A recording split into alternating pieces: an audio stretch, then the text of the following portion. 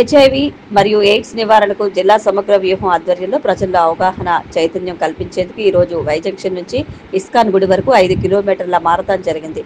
Marathon 5K red run పేరిట జరిగిన ఈ పరుగును జిల్లా కలెక్టర్ పి ప్రశాంతి ఎర్రబెలూన్లు ఎగురవేసి జెండా ఊపి గన్ పేల్చి ప్రారంభించారు. మారథాన్ విజేతలకు ప్రథమ, ద్వితీయ బహుమతులుగా 10,000, 7,000 రూపాయలు అందజేశారు. ఈ సందర్భంగా హెచ్ఐవి పరీక్షల కోసం సంచార సమీకృత సలహా పరీక్ష కేంద్రాన్ని కూడా కలెక్టర్ ప్రారంభించారు. అవగాహన, తగిన జాగ్రత్తలు పాటించడం ద్వారా ఎయిడ్స్ వ్యాప్తిని అరికట్టవచ్చని జిల్లా ఎయిడ్స్ నియంత్రణ సంఘం చైర్మన్ కూడా అయిన పి ప్రశాంతి అన్నారు. జిల్లాలో 10,000కు పైగా హెచ్ఐవి కేసులు ఉన్నాయని, ఇవి పెరగకుండా చూడాల్సిన బాధ్యత మనందరిపై ఉందని చెప్పారు. ఈ కార్యక్రమంలో డిఎంహెచ్ఓ డాక్టర్ వెంకటేశ్వరరావు, జిల్లా ఎయిడ్స్, కుష్టు, క్షయ నివారణ అధికారి డాక్టర్ వసుంధర, జిల్లా రెడ్ క్రాస్ సొసైటీ సభ్యురాలు doctor Ganni Mahalakshmi, arts college red ribbon coordinator Raviteja, వీటి కళాశాల ప్రతినిధి JJ Vijay Prakash, Disha cluster manager Adilingam, జిల్లా సూపర్వైజర్ హరినాథ్ కుమార్, పిడి నాగరాజు, వివిధ విద్యా సంస్థల విద్యార్థులు పాల్గొన్నారు. తూర్పుగోదావరి జిల్లాలోని నిరుద్యోగ యువతకు ఉద్యోగ అవకాశాలు కల్పించేందుకు జిల్లా ఉపాధి కార్యాలయం ఆధ్వర్యంలో రాజమండ్రి అర్బన్ నియోజకవర్గంలోని మోడల్ కెరీర్ సెంటర్ ప్రాంగణంలో శుక్రవారం ఉదయం 10 గంటలకు జాబ్ మేళా నిర్వహిస్తున్నట్లు జిల్లా ఉపాధి అధికారి కె హరిశ్చంద్ర ప్రసాద్ తెలిపారు. ఈ జాబ్ మేళాలో Royce capital, MCV motors, MTB lifts, team lease వంటి ప్రముఖ కంపెనీలు పాల్గొని వివిధ ఉద్యోగాల కోసం ఇంటర్వ్యూలు నిర్వహించినట్లు పేర్కొన్నారు. 19 నుంచి 30 ఏళ్ల లోపు గల ఐటీఐ, ఇంటర్, ఏదైనా డిగ్రీ పూర్తి చేసిన వారు దరఖాస్తు చేసుకోవచ్చని వెల్లడించారు. మరిన్ని వివరాలకు 9533221189 నెంబర్లో సంప్రదించాలని సూచించారు. రాజకీయ లబ్ధి కోసమే వైసీపీ లేని యూరియా కొరతను సృష్టిస్తోందని బీజేపీ జిల్లా అధ్యక్షుడు పికి నాగేంద్ర విమర్శించారు. ఈ ఖరీఫ్ సీజన్ కు సరిపడా యూరియాను కేంద్ర ప్రభుత్వం రాష్ట్రానికి అందించిందని తెలిపారు. యూరియా కొరత ఏర్పడిందని వైసీపీ దుష్ప్రచారం చేయడంతో రైతులు రబీ కూడా ఇప్పుడే యూరియాను నిల్వ చేసుకుంటున్నారని, దీంతో కృత్రిమ కొరత ఏర్పడిందన్నారు. ఈ విషయాన్ని గమనించిన కేంద్ర మంత్రి జేపీ నడ్డా అప్రమత్తమై రాష్ట్ర ప్రభుత్వం వినతి మేరకు అదనంగా 50,000 మెట్రిక్ టన్నుల యూరియాను మన రాష్ట్రానికి కేటాయించారని వెల్లడించారు. ప్రస్తుతం రాష్ట్రంలో 80,000 మెట్రిక్ టన్నులు పైగా యూరియా నిల్వలు ఉన్నాయని, వచ్చే 10 రోజుల్లో మరొక 20,000 మెట్రిక్ టన్నులకు పైగా యూరియా రాష్ట్రానికి రాబోతుందన్నారు. ఎరువులు బ్లాక్ మార్కెట్ వెళ్లకుండా అధికారులు అప్రమత్తంగా ఉండాలని, కృత్రిమ కొరతను సృష్టించిన క్రిమినల్స్ ని చట్టరీత్యా చర్యలు తీసుకోవాలని డిమాండ్ చేశారు. తూర్పుగోదావరి జిల్లాలో యూరియా కృత్రిమ కొరత ఏర్పడిందని తెలుసుకున్న వెంటనే పార్లమెంట్ సభ్యురాలు పురంధరేశ్వరి దృష్టికి తీసుకువెళ్లగా వెంటనే ఎంపీ పురంధరేశ్వరి సంబంధిత అధికారులు మంత్రిత్వ శాఖతో మాట్లాడి అవసరమైన యూరియా సరఫరాకు చర్యలు తీసుకున్నారని పేర్కొన్నారు. మాతా శిశు సంరక్షణలో భాగంగా ధవళేశ్వరం ప్రాథమిక ఆరోగ్య కేంద్రంలో రాజమహేంద్రవరం రామకృష్ణ మిషన్ ఆధ్వర్యంలో ఇన్ఫోసిస్ సౌజన్యంతో 220 మంది గర్భిణీలు, బాలింతలకు ఒక్కోటి 2,000 రూపాయల విలువైన పోషకాహార కిట్లు, మందులు పంపిణీ చేశారు. ఈ కార్యక్రమాన్ని రామకృష్ణ మిషన్ కార్యదర్శి స్వామి పరిజ్ఞానందజీ మహారాజ్, రామకృష్ణ ధర్మ వైద్యశాల ఇన్ఛార్జ్ స్వామి లోకమయానందజీ మహారాజ్ పర్యవేక్షించారు. ఈ సందర్భంగా రామకృష్ణ మఠం ధర్మ వైద్యశాల కోఆర్డినేటర్ కానుమోనుకు శ్రీనివాస్ వైద్య శిబిరాన్ని నిర్వహించి మాతృత్వ సమయంలో అవసరమైన వైద్య పరీక్షలు, పోషకాహారం పంపిణీ వంటి సేవలు అందజేస్తారు. ఈ కార్యక్రమంలో ధవళేశ్వరం ప్రాథమిక ఆరోగ్య కేంద్ర వైద్యాధికారి డాక్టర్ ఆర్వీవి సత్యనారాయణ, పిహెచ్సి వైద్యులు doctor Rohita, doctor Manikanta, doctor Venumadhavi, Ramakrishna mission ప్రతినిధుల బృందం పాల్గొంది. ధవళేశ్వరం ప్రభుత్వ జూనియర్ కళాశాలలో ప్రజాకవి కాళోజీ జయంతిని ఘనంగా నిర్వహించారు. ఈ సందర్భంగా కాళోజీ చిత్రపటానికి పూలమాలలు వేసి నివాళులర్పించారు. ఈ కార్యక్రమంలో ఇన్ఛార్జి ప్రిన్సిపల్ ఏ వెంకట్రావు మాట్లాడుతూ తెలంగాణ యాసను, భాషను తన కవిత్వం ద్వారా చాటి చెప్పిన కాళోజీ తెలంగాణ వైతాళికుడని కొనియాడారు. విద్యార్థులు ప్రముఖ కవుల కవిత్వాన్ని, రచనలను చదవాలని పిలుపునిచ్చారు. ఈ కార్యక్రమంలో అధ్యాపకులు, విద్యార్థులు పాల్గొన్నారు. భారత ఉపరాష్ట్రపతిగా ఎన్డీఏ కూటమి అభ్యర్థి సిపి రాధాకృష్ణన్ ఎన్నికయ్యారు. ఆయన ఇండియా కూటమి అభ్యర్థి బి సుదర్శన్ రెడ్డిపై 152 ఓట్ల మెజారిటీతో విజయం సాధించారు. ఈ ఎన్నికల్లో మొత్తం 767 మంది ఎంపీలు ఓటేశారని, అందులో 752 ఓట్లు చెల్లుబాటు అయ్యాయని ఉపరాష్ట్రపతి ఎన్నికల అధికారి పిసి మోదీ వెల్లడించారు. దేశవ్యాప్తంగా ముంబై నుంచి రాంచీ వరకు 12 ప్రదేశాల్లో ఈ రోజు ఆకస్మిక సోదాలు, దాడులు జరిపారు. ఈ సందర్భంగా దేశ రాజధాని ఢిల్లీలో పోలీసులు ఒక ఐసిస్ ఉగ్రవాదిని అరెస్ట్ చేశారు. ఆ తర్వాత దేశవ్యాప్తంగా 12కు పైగా ప్రదేశాల్లో దాడులు నిర్వహించారు. 8 మందికి పైగా అనుమానితులను అదుపులోకి తీసుకున్నారు. ప్రధాన నిందితుడు ఆఫ్తాబ్ ముంబై నివాసి కాగా ఆషర్ డానిష్ అనే మరో అనుమానితుని కూడా రాంచీలో అరెస్ట్ చేశారు. ఢిల్లీ పోలీసులు, జార్ఖండ్ ఏటీఎస్, రాంచీ పోలీసులు మూకుమ్మడిగా ఈ దాడులు చేశారు.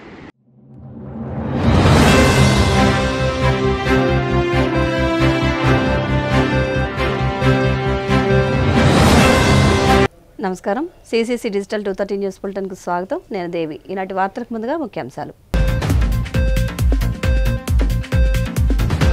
న్యూఢిల్లీలో ప్రారంభమైన 6వ ఐఎస్సీ స్టీల్ కాంక్లేవ్లో ముఖ్య అతిథిగా పాల్గొన్న కేంద్ర మంత్రి శ్రీనివాస్ వర్మ ఆత్మనిర్భర్ లక్ష్య సాధనలో ఉక్కుదే కీలక పాత్ర అని వెల్లడి. యూరియా కొరతపై వైసీపీ అసత్య ప్రచారాలు చేస్తుందన్న మంత్రి పార్థసారథి రైతుల్లో కృత్రిమ భయాందోళనలు సృష్టించి లబ్ధి పొందే ప్రయత్నం చేస్తున్నారని ఆరోపణ. సీఎం చంద్రబాబు గురించి మాట్లాడే అర్హత జగన్మోహన్ రెడ్డికి లేదన్న మంత్రి సవిత. జగన్ కు దమ్ముంటే ఈ నెల 18న అసెంబ్లీ సమావేశాలకు హాజరు కావాలని సవాల్. ఆత్మనిర్భర్ భారత్ లక్ష్యం సాధనలో ఉక్కు పరిశ్రమ కీలక పాత్ర పోషిస్తుందని 2030 నాటికి 300 మిలియన్ టన్నుల ఉక్కు ఉత్పత్తి సామర్థ్యాన్ని చేరుకోవడం లక్ష్యంగా పెట్టుకున్నామని కేంద్ర ఉక్కు భారీ పరిశ్రమల శాఖ సహాయ మంత్రి భూపతిరాజు శ్రీనివాస్ వర్మ అన్నారు. ఇండియన్ స్టీల్ అసోసియేషన్ ఆధ్వర్యంలో న్యూఢిల్లీలో సోమవారం ప్రారంభమైన 6వ ఐఎస్ఏ స్టీల్ కాంక్లేవ్లో ముఖ్య అతిథిగా కేంద్ర మంత్రి భూపతిరాజు శ్రీనివాస్ వర్మ పాల్గొని ప్రసంగించారు. భారతదేశ ఆర్థిక వృద్ధిలో ఉక్కు పరిశ్రమ కీలక పాత్ర పోషిస్తోందని, ఇది దేశ జీడీపీలో దాదాపు 2% వాటాను కలిగి ఉందని తెలిపారు. దేశ ప్రగతికి, స్వయం సమృద్ధికి ఇది చాలా ముఖ్యమని ఆయన నొక్కి చెప్పారు. గత 3 సంవత్సరాలుగా ఉక్కు డిమాండ్ 2 అంకెల వృద్ధిని నమోదు చేసిందని, ఇది ప్రధానమంత్రి నరేంద్ర మోదీ దార్శనిక నాయకత్వానికి నిదర్శనమని తెలిపారు. 2030 నాటికి 300 మిలియన్ టన్నుల ఉక్కు ఉత్పత్తి సామర్థ్యాన్ని చేరుకోవడం లక్ష్యంగా పెట్టుకుని ముందుకు సాగుతున్నామని అన్నారు.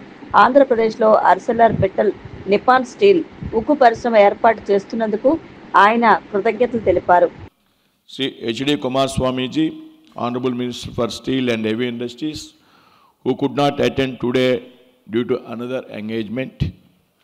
However, his support and guidance are always with us. The Indian Steel Association has established itself as the unified voice of the steel industry, with its members representing 2/3 of India's crude steel production. With the association of Ministry of Steel since its inception, ISA has grown to become the think tank of steel industry, providing valuable inputs about the industry. The steel industry, which contributes nearly 2% to our GDP, plays a significant role in achieving India's vision of Atmanirbhar Bharat. Under the visionary leadership of Honorable Prime Minister Sri Narendra Modi ji, domestic policies and flagship programs such as National Infrastructure Pipeline, Make in India and Atmanirbhar Bharat are significantly boosting the steel demand and driving domestic steel consumption. Over the last 3 years, the demand for steel has been growing at a double-digit rate and will continue to rise. As we strive to achieve our target of 300 million tons of steel capacity by 2030, some of the key priorities are decarbonization and advancing the green steel mission, technology adoption to ensure sector's long-term resilience and competitiveness, ensuring raw materials security, among others. ISA has not only been highlighting the challenges faced by the industries, but also providing valuable inputs to the ministry. At this juncture, I would like to take a moment and appreciate Navin Jindal's leadership in the steel industry for his visionary approach to sustainability and innovation and leading the Indian Steel Association. I had also interacted with Mr. Dilip Omen few times in connection with setting up the integrated steel plant in my state of Andhra Pradesh. I thank ANMS India for their huge state-of-the-art project in Andhra Pradesh, bringing in investment, technology and creating more job opportunities to the people. We really appreciate your effort in bringing this important project to the state of Andhra Pradesh. I am sure that the discussions over the next 2 days at the ISA Steel Conclave will be very productive and will yield valuable insights. I look forward to meeting industry leaders once again for their feedback from this important meet. Thank you all once again. Namaste. రాష్ట్రంలో urea కొరత ఉందంటూ YCP చేస్తున్న ప్రచారాన్ని మంత్రి కొలుసు పార్థసారథి తీవ్రంగా ఖండించారు. ఇది పూర్తిగా అవాస్తవమని, కేవలం రైతులను భయాందోళనకు గురిచేసే రాజకీయ లబ్ధి మాత్రమేనని తెలిపారు. ఇది పూర్తిగా అవాస్తవమని, కేవలం రైతులను భయాందోళనకు గురిచేసి రాజకీయ లబ్ధి పొందాలనే దురుద్దేశంతోనే వైసీపీ విష ప్రచారాలకు తెరలేపిందని ఆయన మండిపడ్డారు. మంగళగిరిలోని టీడీపీ కేంద్ర కార్యాలయంలో ఏర్పాటు చేసిన మీడియా సమావేశంలో ఆయన మాట్లాడుతూ కూటమి ప్రభుత్వానికి వస్తున్న మంచి పేరును చూసి ఓర్వలేకే వైసీపీ ఇలాంటి దిగజారుడు రాజకీయాలకు పాల్పడుతోందని విమర్శించారు. యూరియా విషయంలో వాస్తవాలను వక్రీకరించి లేని కొరతను సృష్టిస్తున్నారని ఆరోపించారు. తమ ప్రభుత్వం రైతుల సంక్షేమానికి కట్టుబడి ఉందని, అందుకు తగ్గట్టుగానే ఎరువుల సరఫరాలో పక్కా ప్రణాళికతో వ్యవహరిస్తోందని స్పష్టం చేశారు. చంద్రబాబు నాయుడు గారికి కూటమి ప్రభుత్వానికి మంచి పేరు వస్తుందని తట్టుకోలేక కుతంత్రాలు పన్నుతుంది వైఎస్ఆర్ కాంగ్రెస్ పార్టీ అని చెప్పేసి మనం చేస్తామన్నా. నేను అన్ని ఫేక్ ప్రచారాలని ప్రజల్లోకి తీసుకెళ్తూ ప్రజల్లో ఆందోళన సృష్టించి, లేని పరిస్థితులను సృష్టించి, భయాందోళనలు సృష్టించి రాజకీయ లబ్ధి పొందాలనుకోవటం ఇంతకంటే దిగజారుడు రాజకీయం ఉండదని చెప్పేసి నేను భావిస్తా ఉన్నా. నేను ఏదైనా సమస్య ఉంటే సమస్యని ప్రభుత్వం దృష్టికి తీసుకురావాల్సిన బాధ్యత ప్రతిపక్షానికి కాబట్టి తప్పుకోకుండా వాస్తవాల ఆధారంగా ప్రభుత్వ దృష్టికి తీసుకొస్తే దాని మీద స్పందించకపోతే ప్రజలు గుర్తిస్తారు ఆ తప్పుని. కానీ వైఎస్ఆర్ కాంగ్రెస్ పార్టీ తాము చేసే అరాచకాలు, తాము ప్రజల్లోకి తీసుకెళ్లే విధ్వంసకర విధానాలు, 5 సంవత్సరాల్లో రాష్ట్రాన్ని అన్ని విధాలు కూడా నాశనం చేసిన పరిపాలన, వీటన్నిటి నుంచి దృష్టిని మరల్చడానికి తనకున్న పత్రికను అడ్డం పెట్టుకుని ప్రజల్లో ప్రతి విషయంలో కూడా భయాందోళన సృష్టించడానికి, ప్రభుత్వం చేస్తున్న మంచి పనుల మీద కూడా తప్పుడు ప్రచారం చేయడానికి కృషి చేయటం ఇంతకంటే దిగజారుడు ఉండదని చెప్పేసి నేను మనవి చేస్తా ఉన్నా. నేను ఉదాహరణకి రైతులు ప్రతి సంవత్సరం కూడా ఎరువులు కావాలి, పంటకి నీళ్లు కావాలి, ఇవన్నీ చూసుకోవాల్సిన బాధ్యత ప్రభుత్వం మీద ఉంది. మీరు 5 సంవత్సరాల్లో చేసిన పని ఏమిటి? కనీసం ఒక్క డ్రైనేజీ కాలువన్నా సరే రాష్ట్రంలో తవ్వేరా అని చెప్పేసి నేను ప్రశ్నిస్తా ఉన్నా. నేను ఒక్క ఇరిగేషన్ కాలువకైనా సరే నిధులు కేటాయించి మీరు కాలువలు తవ్వేరా అని చెప్పేసి అడుగుతా ఉన్నా. నేను ఏ ఒక్క ఇరిగేషన్ ప్రాజెక్ట్నైనా సరే బాధ్యతగా పూర్తి చేయడానికి ప్రయత్నం చేశారా అని చెప్పేసి అడుగుతా ఉన్నా. నేను వ్యవసాయ రంగాన్ని పూర్తిగా గాలికి వదిలేసి రైతుల భవిష్యత్తుకి ఒక చీకటి మార్గం క్రియేట్ చేసి ఈరోజు రైతుల గురించి మొసలి కన్నీరు కారుస్తాం చాలా బాధాకరం అని చెప్పేసి కూడా నేను మనవి చేస్తా ఉన్నాను. మీరు మొసలి కన్నీరు కారుస్తే రైతులు గుర్తిస్తారు, రైతులేమి అమాయకులు కాదు. కానీ మీరు భయాందోళన సృష్టించి, ఉదాహరణకి యూరియా ఉంది, యూరియా మీరు 5 సంవత్సరాలు పరిపాలన చేశారు, మీరు ఎన్ని టన్నులు తీసుకొచ్చారని చెప్పేసి నేను అడుగుతా ఉన్నా. నేను అదే అప్పుడు ఎంత ఆయకట్టు ఉందో ఇప్పుడు కూడా అంతే ఆయకట్టు ఉంది, కొంత పెరిగే ఉంటుంది. ఎందుకంటే కొన్ని హంద్రీనివా లాంటి ప్రాజెక్టులు, ఏదైతే ఇరిగేషన్ ప్రాజెక్టులు, డ్రింకింగ్ వాటర్ ప్రాజెక్ట్ ఉందో, మీరు రాయలసీమ బిడ్డ అయ్యిండి కూడా కనీసం రాయలసీమ ప్రజల మీద కూడా ప్రేమ లేకోకుండా కనీసం ₹1 కూడా మీరు ఖర్చు పెట్టిన విషయం వాస్తవం కాదా అని చెప్పేసి అడుగుతామని నేను. మరి అటువంటి ప్రాజెక్ట్ని కొన్ని వందల టీఎంసీల నీటిని సరఫరా చేయడానికి కాలువలను వెడల్పు చేయటం, హంద్రీనివా కాలువను వెడల్పు చేయటం కానివ్వండి, లేదు లైనింగ్ చేసి చిత్తూరు జిల్లాకి డ్రింకింగ్ వాటరు, ఇరిగేషన్ వాటర్ తీసుకెళ్తాం మూలంగా కొంత ఇరిగేషన్ పెరిగి ఉండొచ్చు. ఎందుకంటే అనంతపూరు, కడప, అదేవిధంగా చిత్తూరు జిల్లా రైతులకి ఈ హంద్రీనివా ద్వారా చాలా మేలు జరిగిన విషయం వాస్తవమే. మరి మీరు 5 సంవత్సరాల్లో 2021లో మీరు తీసుకొచ్చింది కేవలం 5.5 లక్షల టన్నులు మాత్రమే. ఈ సంవత్సరం మేము 7 లక్షల టన్నుల్ని యూరియాని అందుబాటులోకి తీసుకొచ్చాం.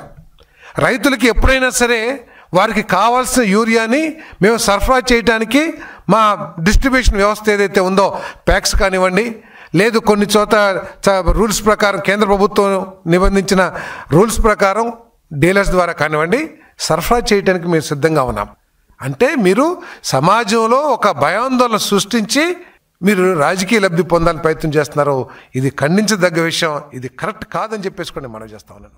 అసెంబ్లీకి వచ్చి మాట్లాడే దమ్ము, ధైర్యం లేవా అని వైసీపీ అధినేత జగన్ని ఆ పార్టీ ఎమ్మెల్యేలను స్పీకర్ చింతకాయల అయ్యన్నపాదుడు ప్రశ్నించారు. అనకాపల్లి జిల్లా నర్సీపట్నంలోని క్యాంపు కార్యాలయంలో ఆయన మీడియాతో మాట్లాడారు. ప్రతిపక్ష హోదా ఇచ్చే అధికారం స్పీకర్కు ఉందని వైసీపీ వాళ్లు అంటున్నారని, దేవాలయం వంటి అసెంబ్లీలో తాను పూజారి వంటి వాడినని, తనకు ఆ అధికారం లేదని అన్నారు. వైసీపీకి 11 మంది ఎమ్మెల్యేలు మాత్రమే ఉన్నారని, ప్రతిపక్ష హోదాకు ఆ సంఖ్య సరిపోదని తెలిపారు. అసెంబ్లీ ఏర్పడి 15 నెలలు కావస్తోందని, జగన్ ఒక్కసారి కూడా అసెంబ్లీకి రాలేదని ఆగ్రహం వ్యక్తం చేశారు. అధికారంలోకి వస్తే అమరావతి రాజధాని అన్నాడు కదా, మీ అందరికి తెలిసింది కదా. ముఖ్యమంత్రి కదా, అమరావతి కాదు 3 రాజధానులు అన్నారు. మరి 3 రాజధానులు ఒక రాజధాని ఎక్కడ కట్టేవా? ఏం కట్టారు? రుషికొండ మీద ప్యాలెస్ కట్టారు. జగన్మోహన్ రెడ్డి గారికి కూడా నేను చెప్పేది ఏంటంటే మీరు కూడా రాజకీయ నాయకులు, మీ నాన్నగారు ముఖ్యమంత్రి చేశారు, రాజకీయ కుటుంబంలో వచ్చిన వాళ్ళు, అయినా మీ నాన్నగారితో నేను పోతున్నాను, నువ్వు ఎక్కడ అతనితో పోతున్నాను, ఆయన కుటుంబం నుంచి వచ్చిన వ్యక్తి కాబట్టి నువ్వు కూడా రాజకీయంగా ఆలోచించావు. ప్రతిసారి సవాళ్ళు చంద్రబాబు నాయుడు వయసు అయిపోయింది అన్నబోతున్నాడు కానీ మాట్లాడు ఎవరు బతకలు, నాన్నగారు బతికేరా భగవంతుడు, ఎవరు బతకలు, ఇయ్యా శాపనార్థాలండి ఎన్నాళ్ళు బతుకుతాడు.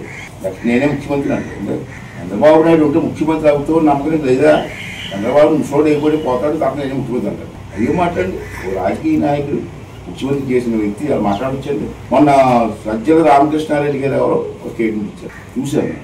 ఈ హోదా అసెంబ్లీలో ప్రతిపక్ష నాయకుడు హోదా ఇస్తే అసెంబ్లీకి వస్తాం అని నేనేం చేస్తానయ్యా, నాకున్న రూల్స్ ప్రకారంగా నీకు సరైన నెంబర్ లేదు, కావాల్సిన నెంబర్ లేదు, భగవంతుడు నీకు ఇవ్వలేదు, కేవలం 11 వచ్చాయి. అయ్యాన పోతుడు ఇవ్వచ్చు అంటాడు. నా రూల్స్ ప్రకారంగా నేను స్టడీ చేశాను, మా ఆఫీసర్తో మాట్లాడాను, ఎక్కడ నెంబర్ లేదని ఇవ్వడానికి వీలు లేదని ఉంది నాకు తెలిసి, నాకున్న జ్ఞానం ప్రకారం. అసెంబ్లీలో క్లియర్గా చెప్పాను. నేను ఏం చెప్పానండి, అసెంబ్లీలో దేవాలయం అనేది దాంట్లో నేను పూజారిని మాత్రమే, వరాలు ఇచ్చే అధికారం నాకు లేదు, దేవుడి గురించి తప్పి నాకెక్కడ పూజారి ఇస్తుంది వరాలు ఇవ్వలేదు కదా. అంతే, అది రూల్స్ ప్రకారంగా చూస్తే నీకు ఇవ్వడానికి వీలు లేదు, నేను అందుకే ఇవ్వలేకపోతున్నాను. నేను వస్తే కానీ రాను. నిన్న కూడా స్టేట్మెంట్ ఇచ్చారు, జగన్మోహన్ రెడ్డి స్టేట్మెంట్ ఇచ్చాడు నా వాదా అవ్వకపోతే రాను అని. ఇస్తే జగన్మోహన్ రెడ్డి గారు మీకు ఒకటి మనం చేస్తున్నాము, మంచికో చెడ్డకో ప్రజలు మమ్మల్ని ఎన్నుకున్నారండి, 11 సీట్లు ఇచ్చారు. దేవుడు స్క్రిప్ట్ అది, ఈ 11 రావాలనుకున్నట్టు దేవుడు 11 ఇచ్చారు. కానీ మీ చేస్తున్న తప్పు ఏంటంటే సంవత్సరం 3 నెలలు అయింది, ఇప్పుడు వచ్చి ఒక్కసారి కూడా మీరు అసెంబ్లీకి రాలేదు. ఫస్ట్ డే ప్రమాణ స్వీకారం తప్పించి రాలేదు. ఇది రాజ్యాంగం పద్ధతి కాదు, మనం రాజ్యాంగ పద్ధతిలో నడాలి, రాజ్యాంగం చెప్పినట్టు చేయాలి. ఇది పెద్దలు ఇచ్చిన రూలింగ్. మీరు 11 మంది ఎలా గెలిచారండి, ప్రజలు ఓట్లేస్తే గెలిచారు. ఆ ప్రాంతాలకు సమస్యలు వస్తే అసెంబ్లీలో మాట్లాడతారు, మా తరపున కదా మీకు ఓట్లేశారు, మరి మీరు ఎందుకు అసెంబ్లీకి రావట్లేదు? ఆ ఎమ్మెల్యే పాపం వచ్చి ఆ ప్రజా సమస్యలు, ఆ ప్రాంతంలో ఉన్న సమస్యలు చెప్పుకునే అవకాశం లేకుండా చేస్తారా? ఆ ప్రజలు ఎంత ఇబ్బంది పడుతున్నారండి. పోనీ ఇవన్నీ చెప్పాడు, రోజు మా ప్రెస్లో మాట్లాడుతున్నాం. ఈ మాట్లాడింది ఈ అసెంబ్లీకి వచ్చి అసెంబ్లీలో మాట్లాడు, నేను నిన్ను ఆహ్వానిస్తాను. ఈ 18 నుంచి అసెంబ్లీ ఉంది, మళ్ళీ అసెంబ్లీ నుంచి రేపు 18 నుంచి పెట్టాను, రా అసెంబ్లీకి రా.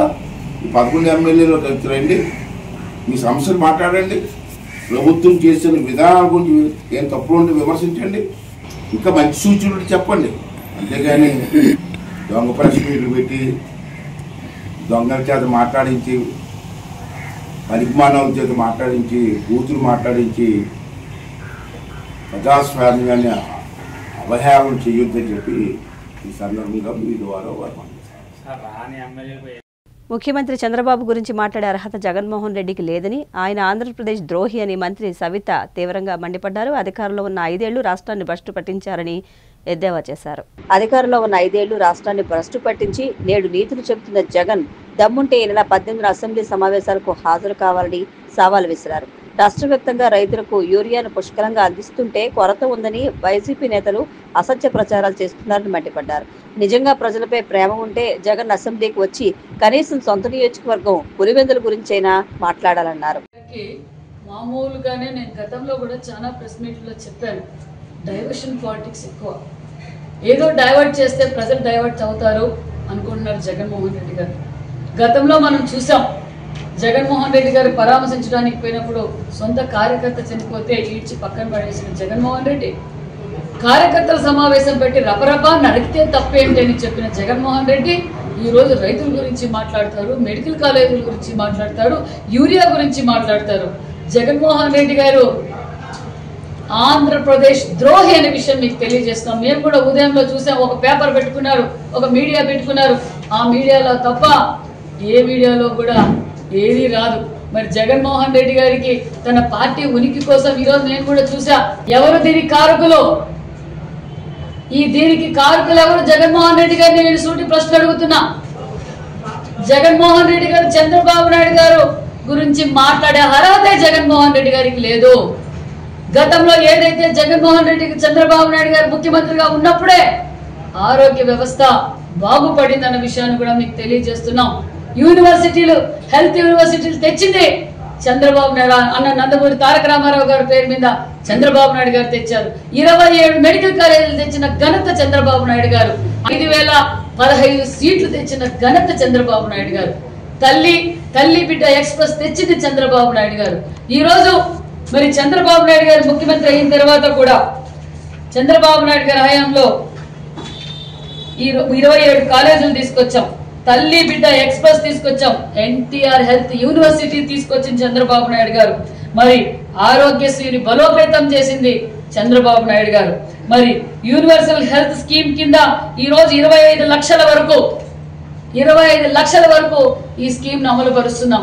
సుమారుగా 1,63,00,000 మందికి ఈ స్కీమ్ వర్తిస్తుందన్న విషయం మీకు తెలియజేస్తున్నాం. కరోనా వచ్చినప్పుడు 50,000 మంది పైగా చనిపోయారు.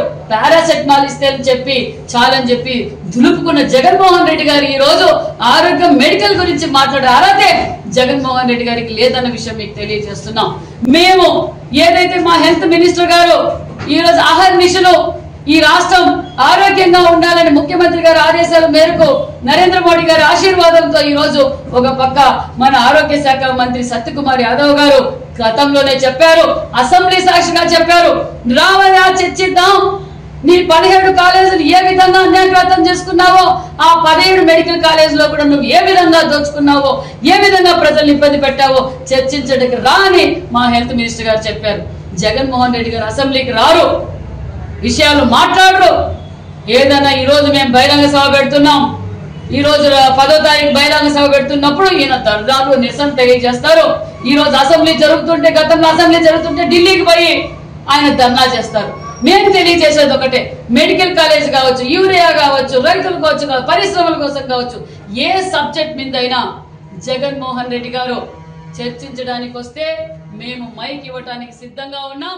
పాలనలో పూర్తిగా విఫలమైన చంద్రబాబు ప్రభుత్వం తన వైఫల్యాలను కప్పిపుచ్చుకునేందుకు అవి ప్రజల్లో చర్చకు రాకుండా ఉండేందుకు డైవర్షన్ పాలిటిక్స్ కు పాల్పడుతుందని వైసీపీ మాజీ ఎమ్మెల్యే టీజీఆర్ సుధాకర్ బాబు ఆగ్రహం వ్యక్తం చేశారు. తాడేపల్లి వైసీపీ కేంద్ర కార్యాలయంలో ఆయన మీడియాతో మాట్లాడుతూ రాష్ట్రంలో మద్యాన్ని ఏరులై పారించిన చంద్రబాబు తమ అక్రమాలు బయటపడకుండా ఉండేందుకే లేని లిక్కర్ కేసులు తెరపైకి తెచ్చారని మండిపడ్డారు. 100 అక్రమ మద్యం కేసులు బనాయించినా, వందలాది మందిని అరెస్టు చేసినా వైఎస్ జగన్మోహన్ రెడ్డి నేతృత్వంలో వైసీపీ పోరాటం ఆగదని ఆయన హెచ్చరించారు. కృష్ణమోహన్ రెడ్డి గారిని మరియు గోవిందప్ప గారు, ఆయన ఒక సిమెంట్ ఫ్యాక్టరీకి సంబంధించిన అధిపతి, వారిని అక్రమంగా కేసులు బనాయించే కార్యక్రమం జరిగింది. ఇదంతా ఒక సృష్టి. నారా చంద్రబాబు నాయుడు, లోకేష్ నాయుడు గారు ఆడించబోతున్న ఓ కట్టు కథ. ఇది ఒక బేతాళ కథ. ఎందుకు మేము దీన్ని నింపాదిగా నిబ్బరంగా ఎదుర్కొంటున్నాము అనంటే దీనిలో ఏమి లేదు, సున్నా. అసలు కేసులు బనాయించి రాష్ట్రంలోని ప్రజలను అల్లకల్లోలం చేసి భయభ్రాంతులను చేసి ప్రభుత్వ వైఫల్యాల వైపు ప్రజలు చూడకుండా, నాయకులు చూడకుండా, ప్రతిపక్షం చూడకుండా ఎలా మేనేజ్ చేయొచ్చో నారా చంద్రబాబు నాయుడు గారికి మీరు ఎవరు మనం చెప్పాల్సిన అవసరం లేదు. ఆయనకి పూర్తిగా ఈ అంశాల మీద సంపూర్ణమైన అవగాహన ఉంది. అసలు జరగనది జరిగినట్టుగా ఎలా చెప్తాడు? దారిని పోయే వాళ్ళందరికీ ఎలా ముడి పెడతాడు? ఓ ఫోన్ కాల్ లిస్టు తీసుకుంటాడు. ఆ ఫోన్ కాల్ అత్యధిక కాల్స్ ఎవరికి వెళ్ళినో ఆయన పట్టుకొస్తారు. నీకు పలానా చెవిరెడ్డి భాస్కర్ దగ్గర నుంచి ఫోన్లు ఇన్నిసార్లు వచ్చినాయి కదా, ఈ కేసుకు ఏంటి సంబంధం అని అడుగుతారు. నాకే సంబంధం ఉందండి, ఎలక్షన్లో కలిసి పని చేసామంటారు వారు. సరే, నీకు సంబంధం లేకపోయినా పర్లేదు, మేము చెప్పినట్టుగా నువ్వు సంతకం పెడితే మంచిది, లేకపోతే నువ్వు ఈ కేసులో ఉంటావని చెబుతారు. అమాయకులైన వాళ్ళు, పోలీసుల్ని గుడ్డిగా నమ్ముతున్న వాళ్ళు, కేసు పూర్వపరాలు తెలియని వాళ్ళు, నారా చంద్రబాబు నాయుడు, లోకేష్ యొక్క రాజకీయ కుట్ర లోతు తెలియని వాళ్ళు. అదే కోణంలో ఆ ఏపీఎండిసి మైన్స్ డైరెక్టర్ అయిన ఎండి గారు కూడా, వాసుదేవ్ రెడ్డి గారు కూడా పడ్డాడు. ఆయన ఎక్కడో నేషనల్ సర్వీస్లో ఉన్నాను, నేను అక్కడికి వెళ్ళిపోతానంటే ముందు పర్మిషన్ ఇవ్వలేదు. నువ్వు కనుక అప్రూవల్గా మారి మేము అడిగినట్టు నువ్వు సంతకాలు పెడితే ఈ కేసులో నుంచి నిన్ను తప్పించడం, మళ్ళీ నిన్ను కేంద్ర సర్వీసులకు పంపటం, ఈ భాగవతాలన్నీ కూడా ప్రజలకు బట్టబయలు చేస్తుంది మీడియా, సోషల్ మీడియా. ఇది అక్రమంగా కేసు పెట్టడంతో పాటు ఫోన్ కాల్ లిస్ట్ ఆధారంగా ఎలా చేస్తారు మీరని కోర్టే ప్రశ్నించింది. వీరిచ్చిన ఛార్జ్ షీట్ లో ఈ మద్యం కేసు అనే అంశం మీద ఛార్జ్ షీట్ సిట్టు వేస్తే 21 తప్పులు పట్టుకుంది గౌరవ న్యాయస్థానం వారు. ఏమిటా ఈ తప్పులు తడకేమిటి? ఇలా లింకు చేస్తావు? ఫోన్ కాల్స్ లో ఉన్న వాళ్ళందరినీ ఎలా తీసుకొస్తావు? ఒక్క ఆధారం, ఒక్కటంటే ఒక్క ఆధారం, సాంకేతిక పరమైన స్థిరమైన ధృవీకరించిన ఆధారం ఒక్కటైనా ఉందా అని అడిగితే అల్లక్కడెక్కడో డబ్బులు దొరికినాయండి, ఫామ్ హౌస్ లో డబ్బులు దొరికినాయండి, లేకపోతే పలానా సినిమా యాక్టర్ తో ఫ్లైట్ లో జర్నీ చేశారండి, కాబట్టి ఇతను ఇదిగో డబ్బులు లెక్క పెడుతూ పలానా వీడియోలో ఇతను ఉన్నాడండి, ఇతను పలానా భాస్కర్ రెడ్డి గారికి సంబంధికుడండి, లేకపోతే ఓఎస్డి కృష్ణమోహన్ రెడ్డి గారికి ఫోన్ చేశారండి, లేదా ధనుంజయ రెడ్డి గారికి ఫోన్ చేశాడని ఈ డొంక తిరుగుడు సిట్ యొక్క దర్యాప్తు అంశము పూర్తిగా లోపభూయిష్టంగా మారిపోయింది. ఎక్కడ కూడా ఓ రాజకీయ పార్టీలో స్వయానా మాజీ ముఖ్యమంత్రి గారికి అత్యంత సన్నిహితుల మీద నువ్వు ఒక పోలీసు చర్య చేయబోయే ముందు, వారిని కస్టడీలోకి తీసుకోబోయే ముందు 90 రోజుల పాటు వారిని జైల్లో పెట్టిన తదుపరి కూడా నువ్వు ఛార్జ్ షీట్ వేసే విషయంలో ఒక్క చోటైనా కూడా ఓఎస్డి కృష్ణమోహన్ రెడ్డికి, ధనుంజయ రెడ్డికి, బాలాజీ గోవిందప్పకి ఇదిగో ఇక్కడ సంబంధం ఉందని నువ్వు నిరూపించగలిగావా? సిట్ అధికారులు మేము అడుగుతున్నాం. ఓఎస్డి కృష్ణమోహన్ రెడ్డి గారు మనిషి కాదు, ఆయనకు బొబ్బలు రావు. ఏమయ్యా ఏమి ఒక్క చర్చ పెట్టలేదు ఈ రాష్ట్రంలో. నారా చంద్రబాబు నాయుడు మాత్రమే మనిషి ఈ రాష్ట్రంలో. నారా చంద్రబాబు నాయుడు మాత్రమే రాజకీయ నాయకుడు. నారా చంద్రబాబు నాయుడు మాత్రమే పరిపాలించాలి. నారా చంద్రబాబు నాయుడు మాత్రమే ముఖ్యమంత్రి స్థానంలో, ఇంకెవ్వరు ఉండటానికి వీల్లేదు. ఎవరైనా ఉంటే అతను దింపిన దాకా మేము ప్రెస్ మీట్లు పెడతాం, డిబేట్లు పెడతాం, పత్రికలు అడ్డగోలుగా రాస్తాం, లేని కేసులని బనాయిస్తాం, ఢిల్లీ వాళ్ళతో కుంభక్ అవుతాం, ఈ పార్టీ ఆ పార్టీ లేదు, అన్ని పార్టీలు ఏకమవుతాం. ఖచ్చితంగా సత్యం గెలుస్తుంది, ధర్మం నిలబడుతుంది, న్యాయం గెలుస్తుంది. కాబట్టి మేము గుండె ధైర్యంతో ఉన్నాం. మా ధైర్యాన్ని ఒక ఇంచు కూడా మీరు సడలించలేని సందర్భంగా నేను మనవి చేస్తాను. వైసీపీ అధ్యక్షులు జగన్మోహన్ రెడ్డి ఆదేశాల మేరకు పశ్చిమ గోదావరి జిల్లా నరసాపురం పట్టణంలో వైసీపీ జిల్లా అధ్యక్షులు ముదునూరి ప్రసాదరాజు ఆధ్వర్యంలో అన్నదాత పోరు నిరసన కార్యక్రమం నిర్వహించారు. కార్యక్రమంలో భాగంగా పట్టణంలోని పార్టీ కార్యాలయం నుండి ఆర్డీఓ కార్యాలయం వరకు భారీ సంఖ్యలో నిరసన ర్యాలీగా వెళ్లి ఆర్డీఓ దాసిరాజుకు వినతి పత్రం అందజేశారు. అనంతరం ప్రసాదరాజు మీడియాతో మాట్లాడుతూ రైతన్నకు బాసటగా వైసీపీ ఉంటుందని, రైతులకు అవసరమైన యూరియా ఎరువులను వెంటనే పంపిణీ చేయాలని, బ్లాక్ మార్కెట్ నియంత్రించాలని, ఎరువులు పక్కదోవ పట్టిస్తున్న వారిపై చర్యలు తీసుకోవాలని డిమాండ్ చేశారు. ఈ కార్యక్రమంలో మాజీ మంత్రి చెరుకువాడ శ్రీరంగనాథరాజు, పాలకొల్లు నియోజకవర్గ ఇన్ఛార్జ్ గుడార గోపి, వైసీపీ నాయకులు, కార్యకర్తలు, అభిమానులు పాల్గొన్నారు.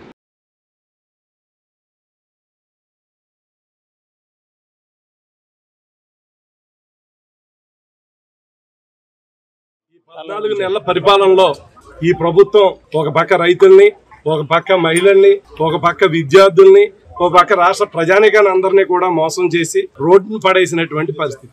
రైతుల సమస్యల మీద వైఎస్ఆర్ పార్టీ పరంగా అప్పుడే రైతుల తరఫున 3వ ఇలా కలెక్టరేట్ లో గాని ఈ ప్రభుత్వానికి రైతుల తరఫున గోడు విన్నవించుకోవడం జరిగింది. అనువంతైనా కూడా ఈ ప్రభుత్వంలో మార్పు రాకపోవటం, ఇచ్చిన హామీలను విస్మరించడమే కాకుండా ఇవాళ రైతులకి జరుగుతున్నటువంటి ఇబ్బందుల మీద కనీసం స్పందించకపోవటం దారుణమైనటువంటి విషయం. రైతుకి గిట్టుబాటు ధర లేదు, ఇన్సూరెన్స్ లేదు, ఇన్పుట్ సబ్సిడీ లేదు, కనీసము ఇబ్బంది వస్తే ఎరువులు పురుగు మందులు లేవు, పంట చేతికి వస్తే అమ్ముకోవడానికి గిట్టుబాటు ధర లేదు. రాజశేఖర రెడ్డి గారి పరిపాలనలో గాని, ముఖ్యంగా జగన్మోహన్ రెడ్డి గారి పరిపాలనలో గాని రైతుకు అండగా ప్రభుత్వం నిలబడింది. రైతు భరోసా కేంద్రాలు కట్టాం ప్రతి గ్రామంలో. ఎరువులు పురుగు మందులు విత్తనం విత్తిన కాడి నుంచి పండించినటువంటి పంట వరకు కూడా ప్రభుత్వం బాధ్యత వహించి గతంలో అన్ని రకాలుగా సహకారం అందించాం.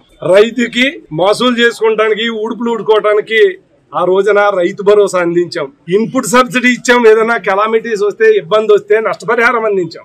ఇన్సూరెన్స్ రైతు చేసుకోలేకపోతే రైతు పక్షాన ప్రభుత్వమే రైతుకి ఇన్సూరెన్స్ కట్టి కెలామిటీస్ వస్తే ఇన్సూరెన్స్ అందించాం. 0 వడ్డీకే బ్యాంకుల నుంచి రుణాలు ఇప్పించాం.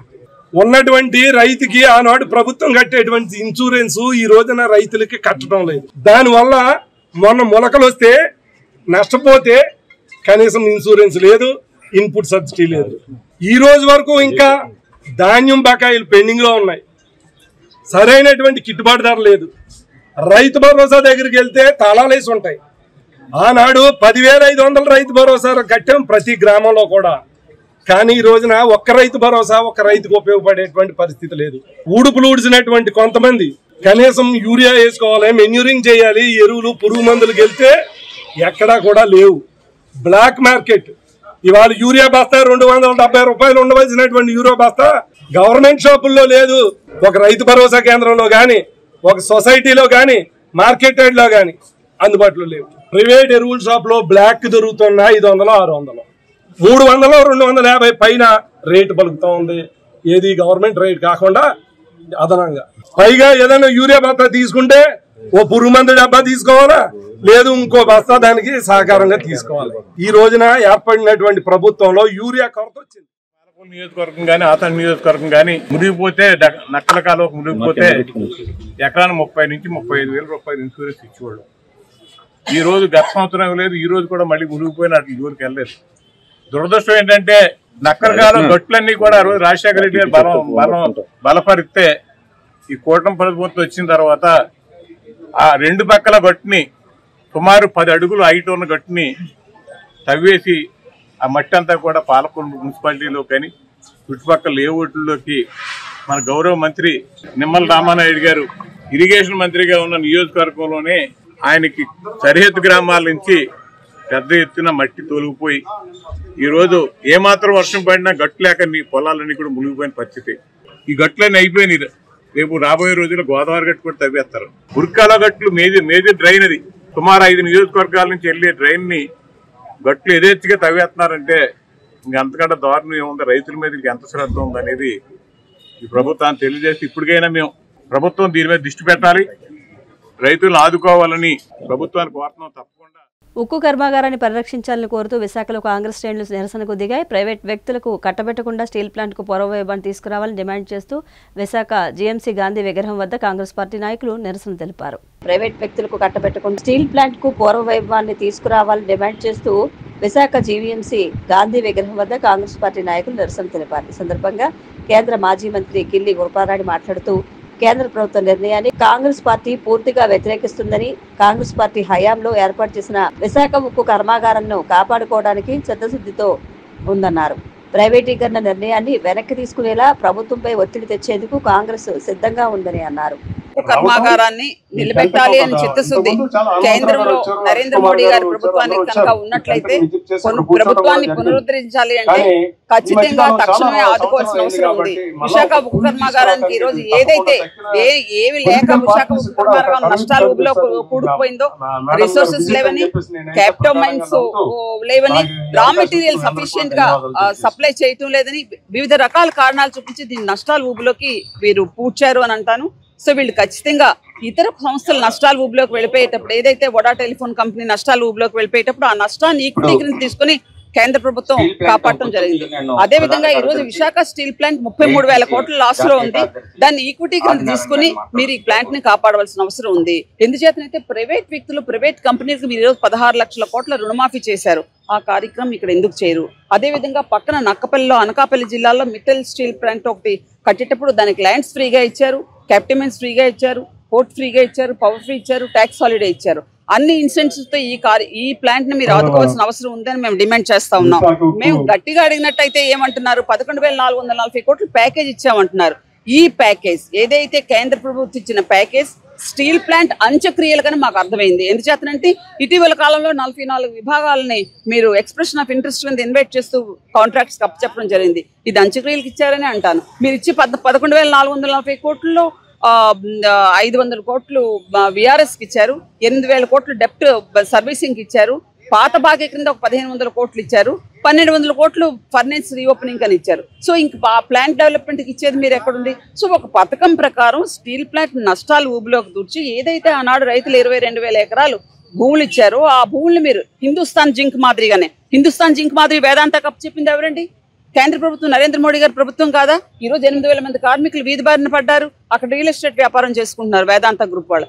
అదే విధంగా స్టీల్ ప్లాంట్ లో కూడా 4 లక్షల కోట్లు విలువ చేసి 22,000 ఎకరాలు రియల్ ఎస్టేట్ వ్యాపారం చేసుకోవాలని కుట్రపూరిత నిర్ణయంతో ఈ నిర్ణయం తీసుకున్నారు. కాబట్టి ఈ నిర్ణయాన్ని వెనక్కి తీసుకోవాలి.